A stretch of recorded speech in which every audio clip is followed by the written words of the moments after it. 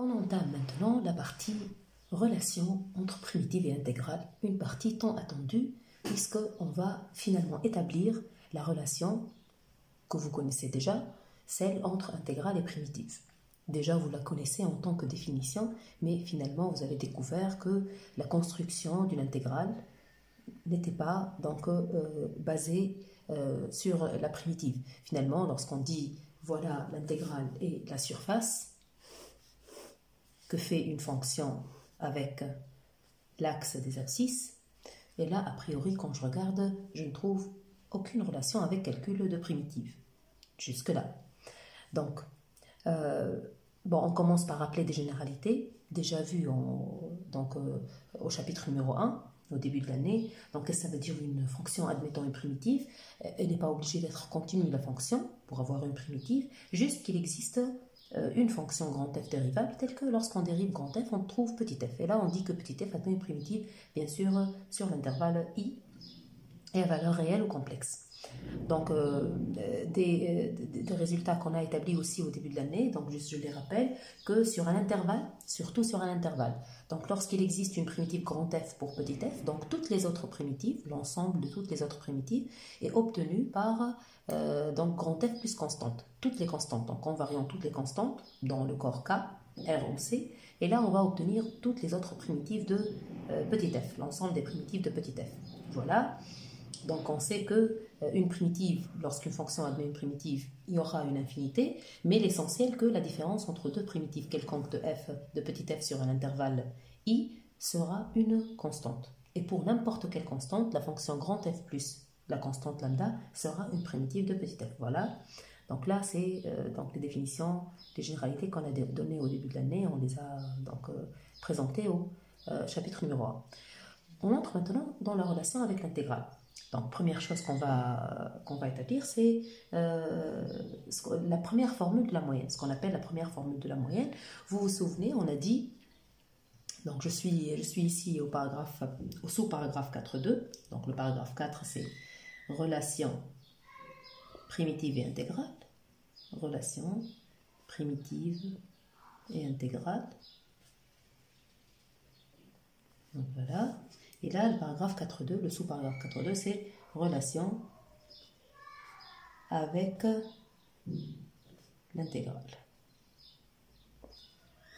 C'est relation avec l'intégrale. Donc la première formule de la moyenne. Donc vous vous rappelez, lorsqu'on a parlé de la formule de la moyenne, je rappelle, l'intégrale de a à b sur b moins a, lorsque j'ai une fonction. Donc, on a défini cette valeur-là. On a dit que cette valeur-là s'appelait la valeur de moyenne. On a illustré que c'était la valeur pour laquelle donc cette fonction-là, donc cette surface-là sera, disons ici par exemple, donc il y aura donc cette surface rectangulaire qui aura la même surface prise par, donc délimitée par le graphe de f et l'axe des abscisses.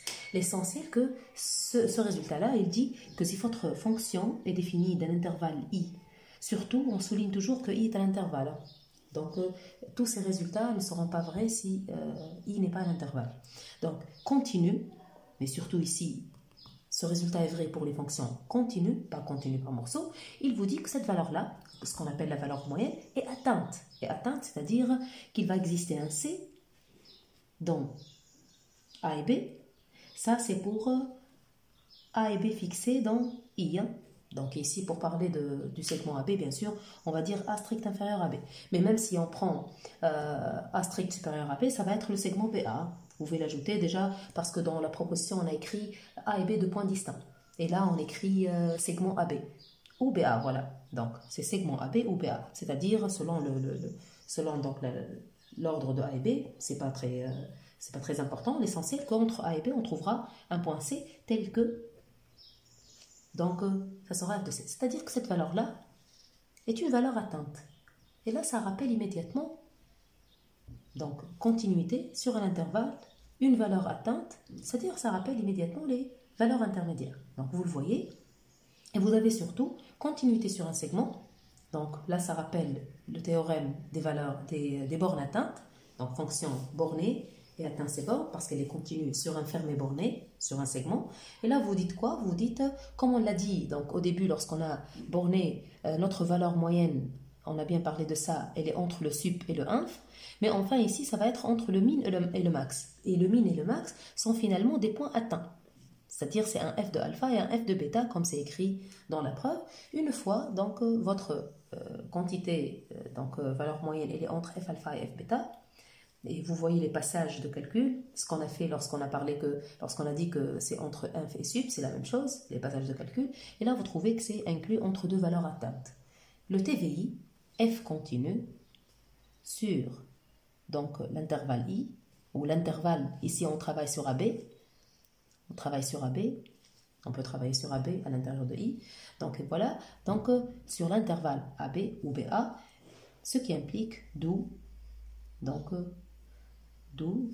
par le théorème des valeurs intermédiaires, et là il va exister C dans AB tel que, ça y est, f de C égale cette valeur moyenne. Donc ça s'appelle donc formule de la moyenne, c'est-à-dire que pour une fonction continue, la valeur moyenne est atteinte. Très bien. Donc, bon, une deuxième formule de la moyenne, oui, on peut la faire. Bon, on ne va pas en avoir besoin juste après, mais on le fait puisqu'on a ici, on fait ici les valeurs, les formules de la moyenne. Elle dit quoi donc la deuxième formule de la moyenne, ce qu'on appelle la deuxième formule de la moyenne. La plus connue, c'est celle-là.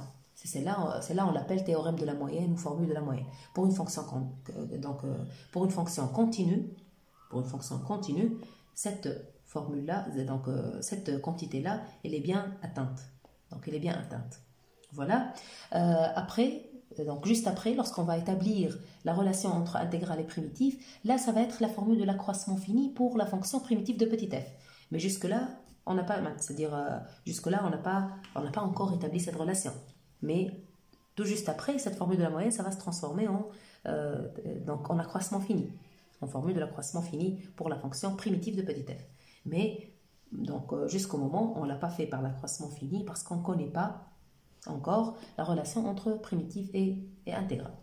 Ok, donc si on continue, donc la deuxième formule de la moyenne, donc pour f et g, donc ça c'est la première formule de la moyenne, la deuxième formule de la moyenne,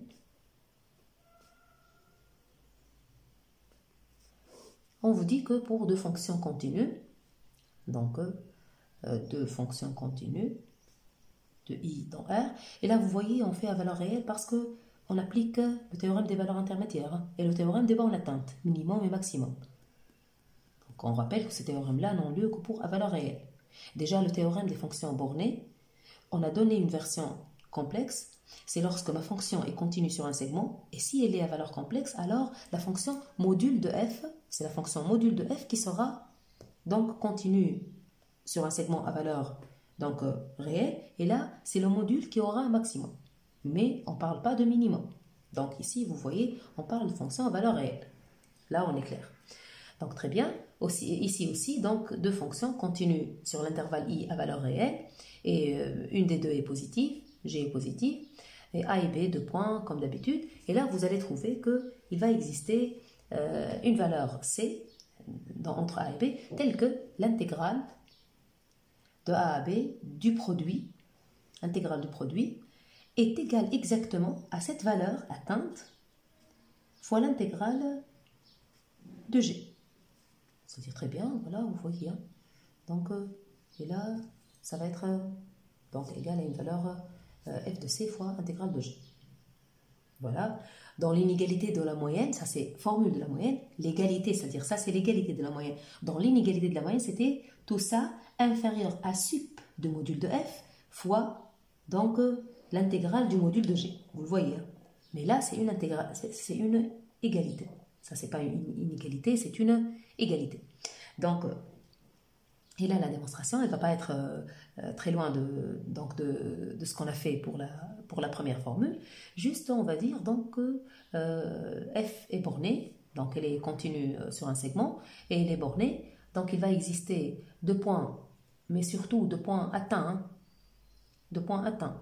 Donc, Donc là, c'est pas un petit m et un grand m, c'est comme c'est un f alpha et un f bêta. Donc là, on veut dire par petit m et grand m, c'est-à-dire c'est égal à f alpha et f bêta. On se comprend bien. Hein. C'est pas un petit m et grand m quelconque. Ce sont le maximum et le minimum. C'est-à-dire le maximum et le minimum pour encore appliquer le théorème des valeurs intermédiaires encore une fois. Voilà. Et là, vous allez dire, donc, une fonction positive, donc votre fonction est positive, votre fonction, donc, elle est bien positive. Si votre intégrale est nulle, et là, donc, tout sera nul. Mais si votre fonction est strictement positive, là, vous allez alors, c'est-à-dire pas strictement positive forcément. Si votre fonction est strictement positive, donc intégrale, ou bien strict positive, ou bien strict négative. L'essentiel, pas nul. Si votre intégrale, pas nul. Si votre intégrale est nulle, et là, dans l'inégalité, tout sera nul. Si votre intégrale n'est pas nulle, et là, vous aurez que donc la quantité voulue serait incluse entre deux valeurs atteintes. Donc ici, juste pour mettre clair les choses, le petit m et grand m, on se comprend bien, ce sont un f alpha et un f bêta comme le cas précédent. Comme dans le cas précédent, c'est-à-dire un minimum et un maximum. On veut dire minimum et maximum ici. Donc on se comprend bien. Et là, donc, la quantité intégrale du produit, elle est bien incluse entre deux valeurs atteintes. Voilà. Donc, comme j'ai dit, si l'intégrale est nulle, et là, tous les f de c font l'affaire. Parce que si l'intégrale de g est nulle, vous mettez n'importe quel f de c, et là, ça fera l'affaire. Très bien. Voilà.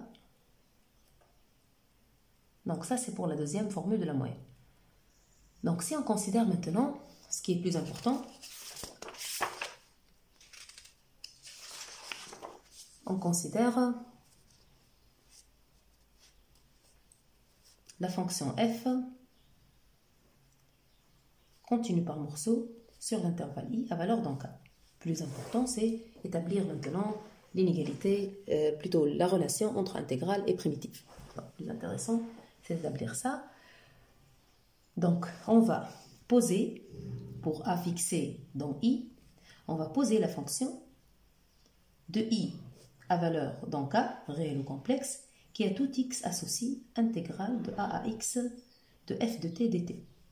Cette fonction est bien définie. Pourquoi elle est bien définie? Parce que cette intégrale existe. Pour une fonction continue par morceau, une intégrale entre a et x existe bien. C'est une surface, c'est-à-dire c'est la limite des rectangles avec lesquels on a bien approché la fonction continue par morceau petit f. Donc là, c'est une intégrale qui existe, qui est bien définie. Et là, on a bien mis la fonction, on a bien défini la fonction grand f indice a qui a pour tout x associe cette valeur intégrale. C'est une valeur réelle ou complexe de l'intégrale de petit f.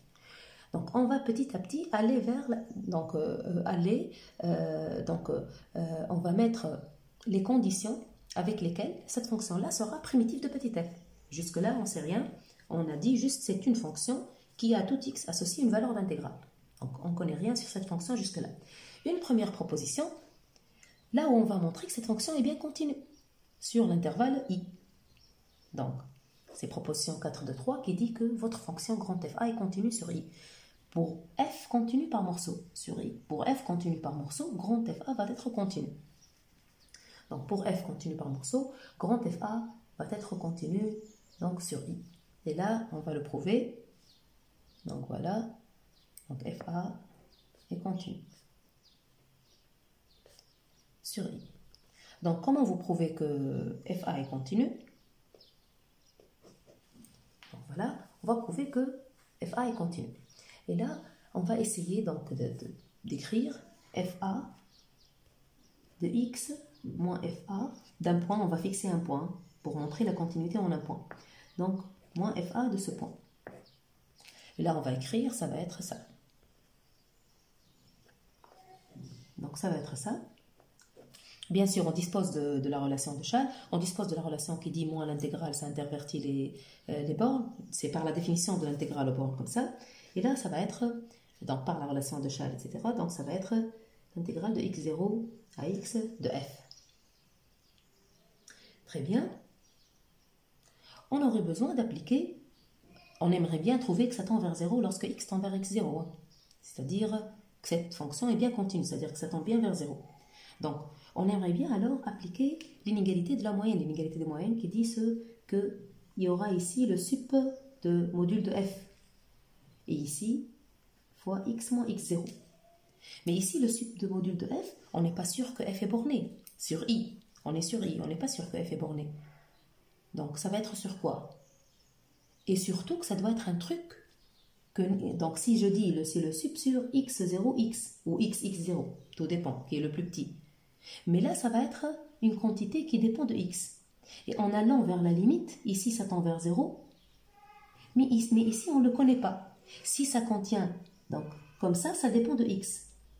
Donc si je majore comme ça, ici je peux majorer comme ça, parce que f est continu et x0x est un segment. Et là je pourrais dire qu'elle est bien majorée, c'est-à-dire que sup de module, c'est-à-dire c'est le module qui est bien majoré, même si elle est valeur complexe. Hein. C'est le module qui est majoré, parce que c'est une fonction continue à valeur réelle. Il est bien majoré sur le segment x0x. Mais tant que ça dépend de x, je ne pourrais pas passer à la limite en toute sécurité. Je ne pourrais pas faire x tend vers x0 en toute sécurité. C'est-à-dire que je ne fais pas ça. Donc, dans la recherche de la majoration de module de f, qu'est-ce que je fais auparavant?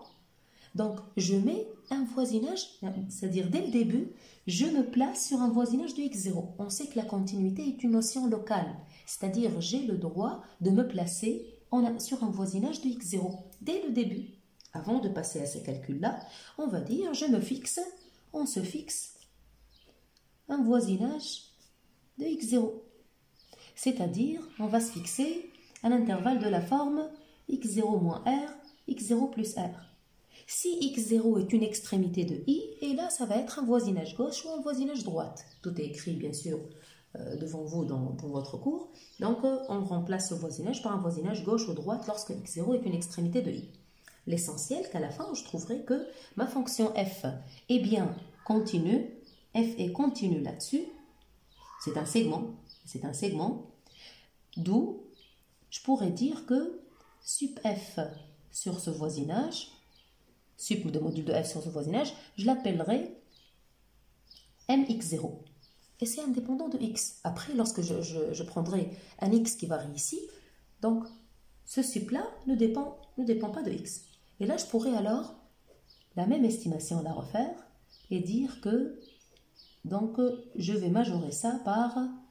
Donc ici, je remplacerai par mx0. Donc ça ne sera pas un sup sur x0x parce que ça va dépendre de x.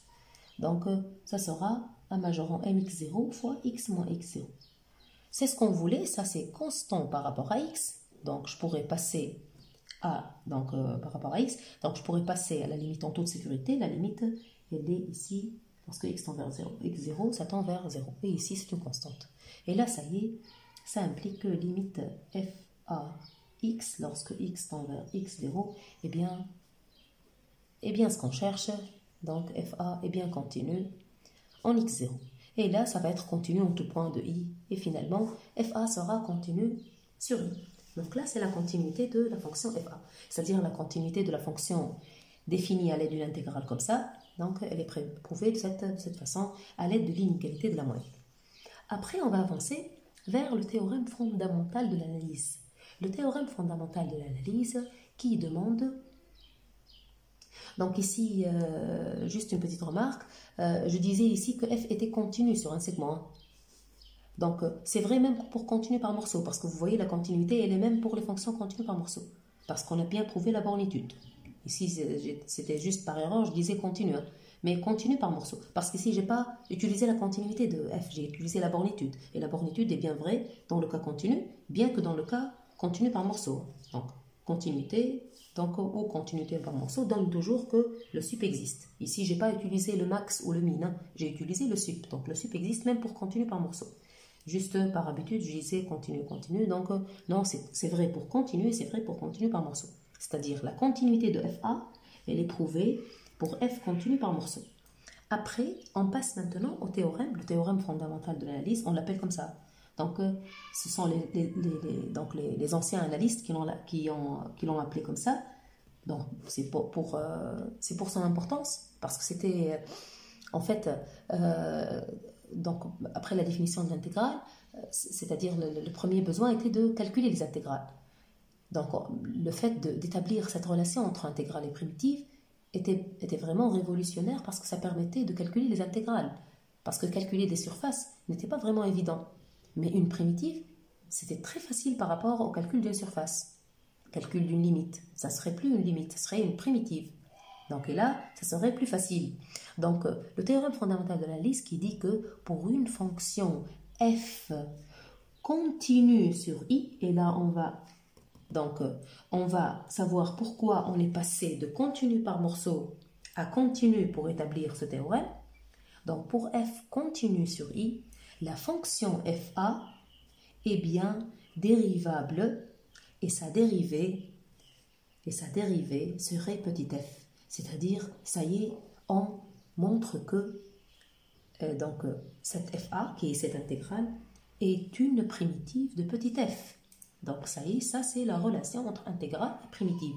Ça, c'est une primitive de petit f. On le prouve grâce à ce théorème. Mais dans le cas, petit f continue. Et on va voir l'importance de petit f continue.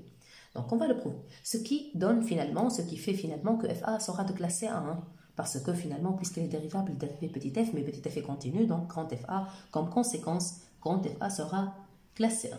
Donc, on va montrer qu'elle est dérivable de dérivée petit f, et comme conséquence, ça sera de classe C1 parce que petit f est continu. Donc, très bien. On fait alors la preuve du théorème 4 de 1, le théorème fondamental de l'analyse. Donc voilà.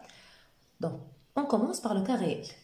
Ici, vous voyez, dans ces deux propositions, donc les deux théorèmes, cette proposition, la continuité et la dérivabilité, donc c'est pour des fonctions à valeur réelle ou complexe.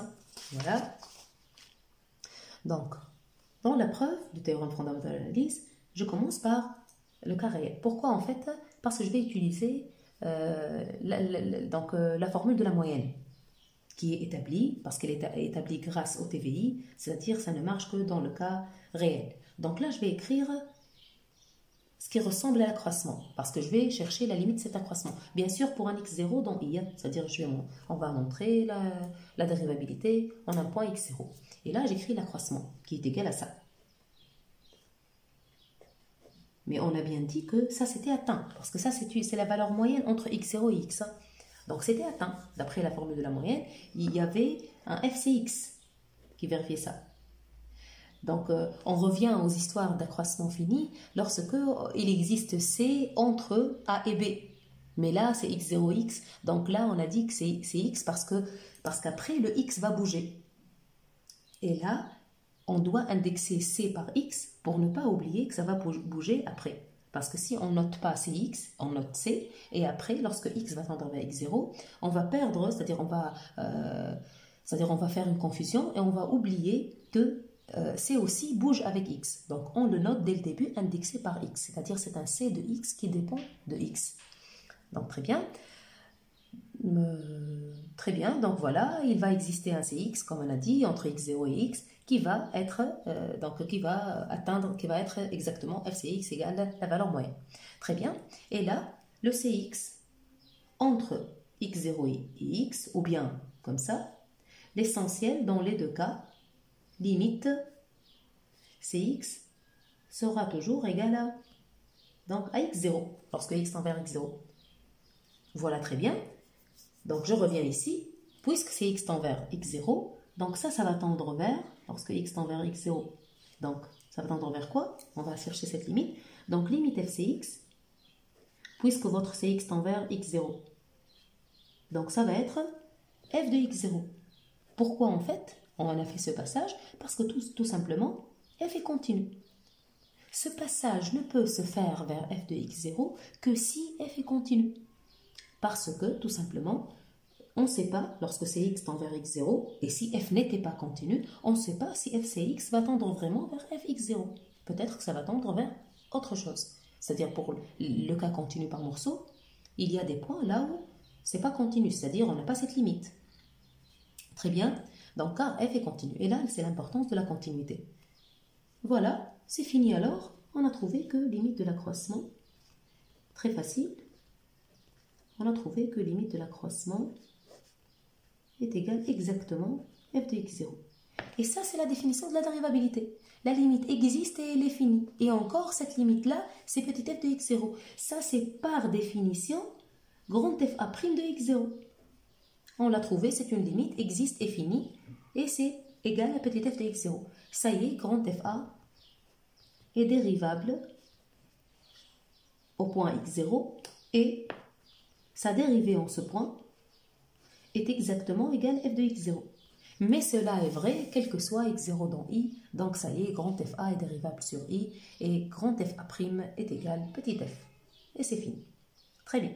Le cas complexe maintenant, deuxième cas, le cas complexe. Pour le cas complexe, on va en fait appliquer lettre à lettre le cas réel. Dans le cas réel, donc on va dire, dans le cas complexe, on va écrire que f de x exactement égal son réel plus, c'est-à-dire réel f de x plus i fois son imaginaire. Pour grand FA aussi, c'est intégral du réel parce que c'est la linéarité de... Donc, c'est la linéarité de l'intégrale qui le prouve. Donc, un x comme ça, imaginaire de f de t dt. Et là, on va dire quoi? Là, on a vu que ça, c'était dérivable. Cette fonction-là était dérivable. Et sa dérivée, c'était réel de f'. Et là, c'était dérivable. Et sa dérivée était imaginaire de f'. Donc, ça y est, tout ça, c'est dérivable. Puisque sa partie réelle et sa partie imaginaire sont dérivables. Ces deux-là sont des fonctions à valeur réelle. C'est-à-dire, on leur applique ce qu'on a fait dans la première partie. On leur applique le résultat de la première partie. C'est-à-dire, on ne va pas le redémontrer pour ces deux-là. On va juste l'appliquer.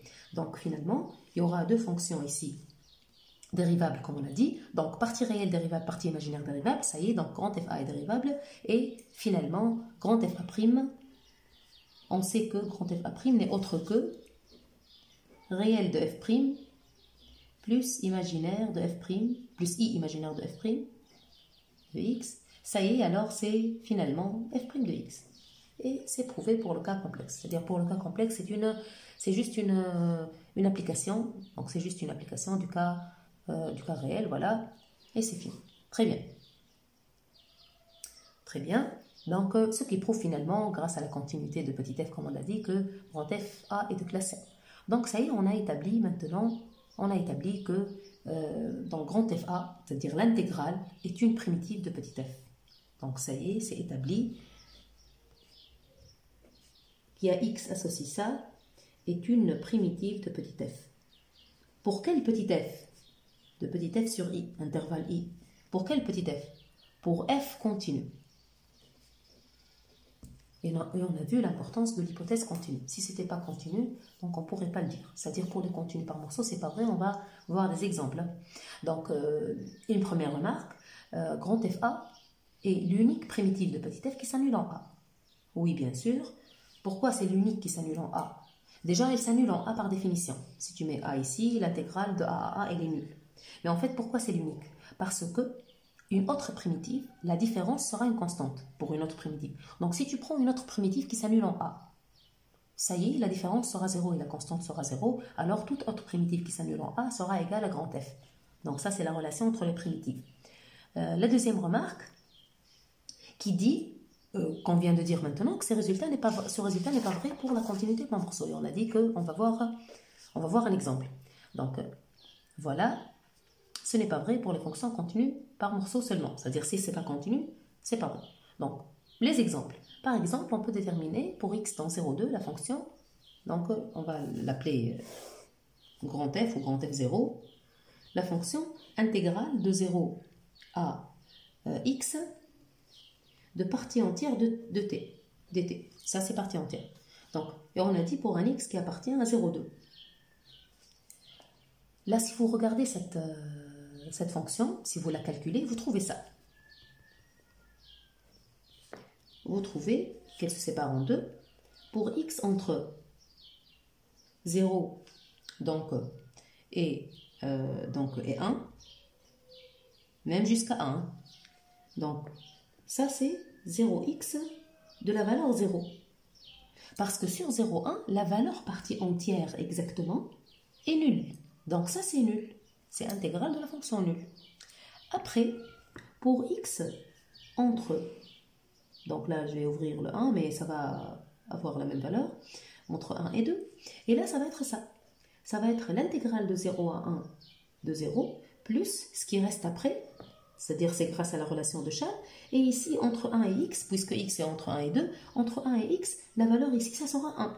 Parce que finalement, entre le 1 et 2, la valeur de la partie entière est égale à 1. Même si on atteint la valeur 2. Parce que la valeur 2 ici est atteinte en un seul point. Et on a dit un seul point ne modifie pas la valeur de l'intégrale. Un seul point ne modifie pas la valeur de l'intégrale. Donc ici, je considère la valeur 1. Parce que la valeur 1 est prise sur tout l'intervalle ouvert 1, 2. Et la valeur en 2, je la néglige, je ne l'écris pas.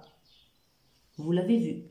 Et ça, c'est grâce à la définition de l'intégrale. Ici, déjà, vous voyez, c'est une intégrale d'une fonction en escalier, carrément. C'est-à-dire qu'ici, je ne suis pas en train de faire une fonction continue par morceau, c'est-à-dire une fonction continue par morceau quelconque. Je suis en train de faire le cas très particulier d'une fonction en escalier. C'est le cas le plus simple. Et là, je calcule avec les valeurs dans les morceaux ouverts. Vous avez vu? Donc, je néglige les valeurs atteintes au point. Mais je calcule avec les valeurs sur des morceaux ouverts. Voilà. Et là, ça donne quoi? Ici, ça donne 0, bien sûr. Et là, ça donne quoi? Ça donne x moins 1 fois 1. Donc, ça donne x moins 1. Là, ça donne x moins 1. C'est égal x moins 1. Donc, finalement, la fonction f0, comme vous voyez, c'est 0 lorsque x est entre 0 et 1. Et c'est égal x moins 1 lorsque x est entre 1 et 2. Même si vous écrivez 1 fermé dans les deux, ça va être 0 dans les deux. Hein. C'est-à-dire, c'est pas grave si j'écris 1 dans les deux. Parce que c'est la même valeur. Donc, cette fonction-là n'est pas dérivable au point 1. Vous pouvez le voir. Hein.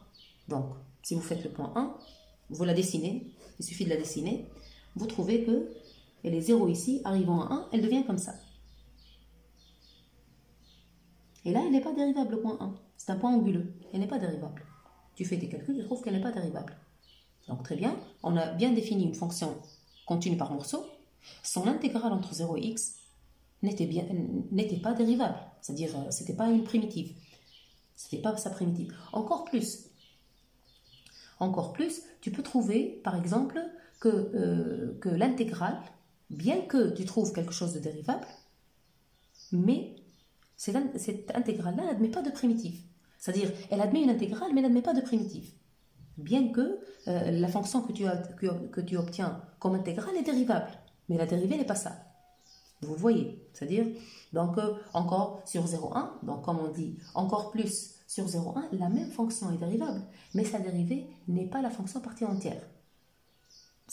Donc la dérivée à gauche, vous le voyez au point 1, va être égale à 0, mais partie entière de 1 est égale à 1. C'est-à-dire, donc, lorsque vous faites pour x entre 0 et 1, et vous définissez la même fonction, 0x, partie entière de t dt, vous allez trouver grand f de x est égal à 0, quel que soit x entre 0 et 1.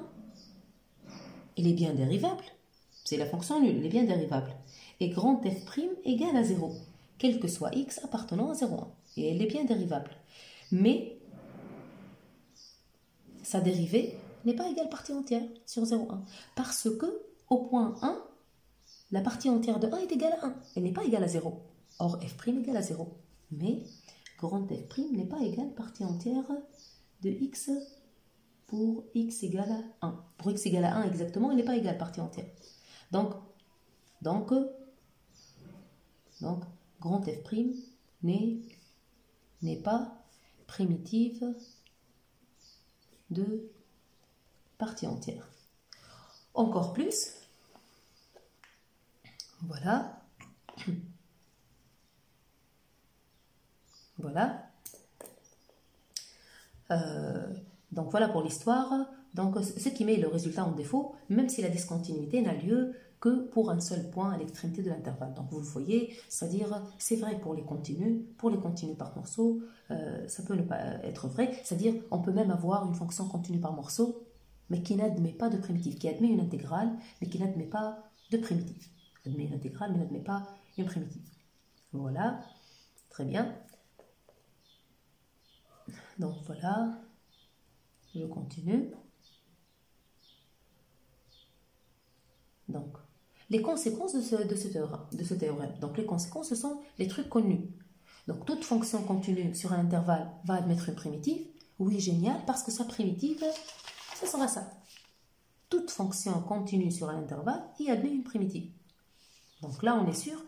Donc, ce n'est pas le cas, c'est pas l'unique cas pour qu'une fonction admet une primitive, mais au moins, c'est une condition suffisante pour admettre une primitive. Si la fonction est continue, alors cette fonction-là admet une primitive, sur l'intervalle, bien sûr. Donc, voilà. Et puis, on va avoir, pour une fonction continue sur i, et grand F une primitive, une intégrale entre a et b de petit f sera grand F de b moins grand F de a. Finalement, bon, ça c'est donc la conséquence. Donc, conséquence. On a dit pour i, donc pour i, c'était le théorème. C'est-à-dire, c'est directement du théorème.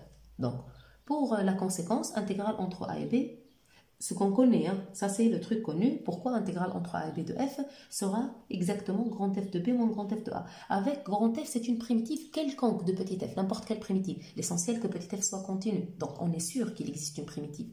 N'importe quelle primitive, il y aura ça. Donc là, je ferai quoi? Pourquoi ça sera vrai? Là, je ferai ça. Je dirais que nous, on sait que de a et b, l'intégrale de a et b de f, c'est égal exactement grand F indice a de b. Grand F indice a, c'est la même fonction définie ici. Hein. Là, on la connaît. Donc, très bien. Et on sait que grand F de a, grand F a de a égale 0. Parce que grand F a, elle s'annule en a.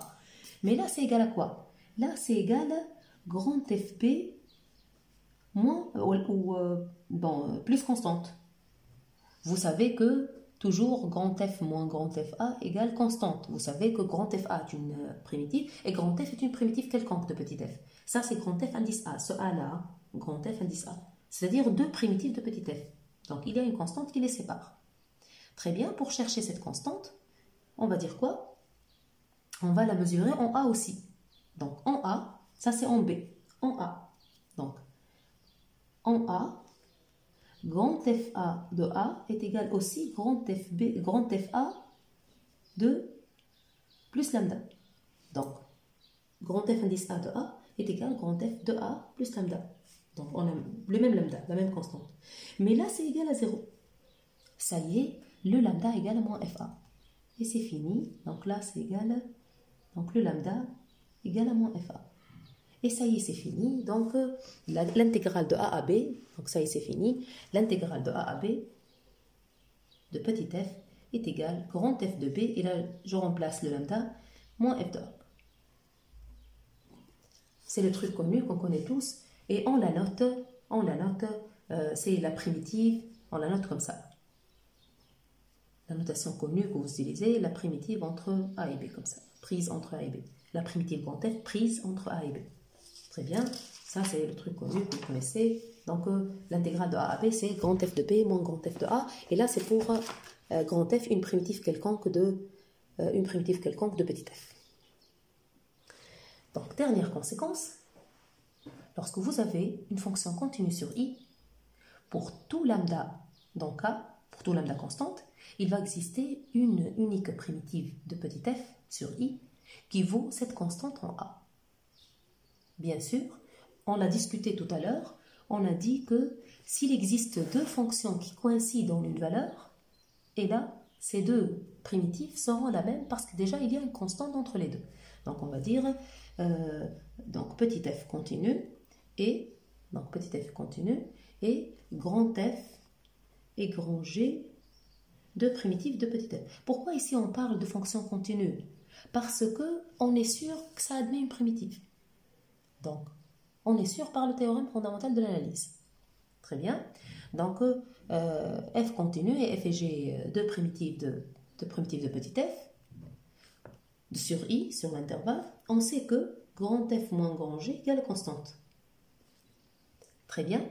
Donc, si grand F de A, donc égale constante, je vais dire constante ici, hein, parce que là, il y a lambda. Si grand F de A égale à lambda égale à grand G de A, c'est-à-dire les deux primitives, elles ont la même valeur en lambda. Et là, ça y est, implique la constante est nulle. et implique grand F égale grand G. Donc ça y est, pour une fonction continue, il va exister une unique primitive qui vaut la valeur lambda, donc une unique primitive qui vaut la valeur lambda au point A. C'est-à-dire qu'on ne peut pas avoir deux parce qu'elles seront égales finalement. Donc unique. Donc ce qu'on peut remarquer ici est que lorsque votre fonction est de classe C1, c'est-à-dire sa dérivée est continue, on peut écrire ça comme ça. Donc les remarques. Donc si votre fonction est de classe C1, c'est-à-dire f' est continue, et là vous allez écrire quoi? Vous allez écrire que pour n'importe quel A dans l'intervalle de définition, là où petit f est de classe C1, vous aurez que ça est égal à f de x moins f de A.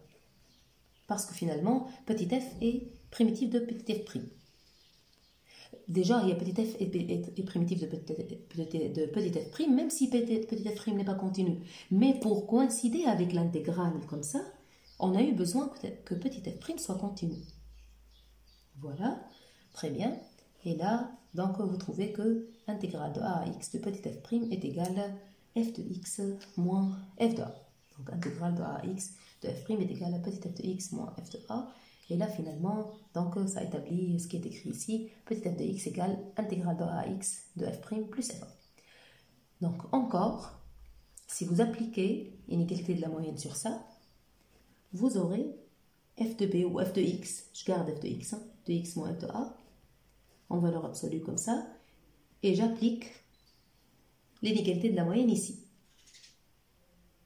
Donc, si je suis sur A et B, et f' est borné, donc f', bien sûr qu'elle est continue, ça sera borné. Là, je prendrai AB pour dire sup sur AB, B comme c'est écrit là.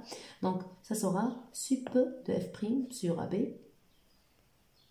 le sup sur AB, fois intégrale de A à B de f', pour A inférieur à B. Plutôt, intégrale de A à B de 1, ça c'est l'inégalité de la moyenne. Donc, c'est-à-dire, ça sera le B moins A, ou bien, si B est inférieur à A, ça sera donc la valeur absolue. Très bien. Et là, c'est l'inégalité des accroissements finis dans le cas complexe. C'est-à-dire, on aura f de B moins f de A inférieur au sup de f' sur AB fois B moins 1, comme ça, en valeur absolue. Donc, c'est une généralisation de l'inégalité des accroissements finis, donc dans le cas complexe. Très bien.